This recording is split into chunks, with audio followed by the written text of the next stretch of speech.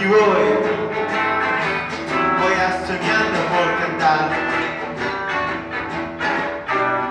No puedo creer que con ese chantar y tal vez volverla a encontrar.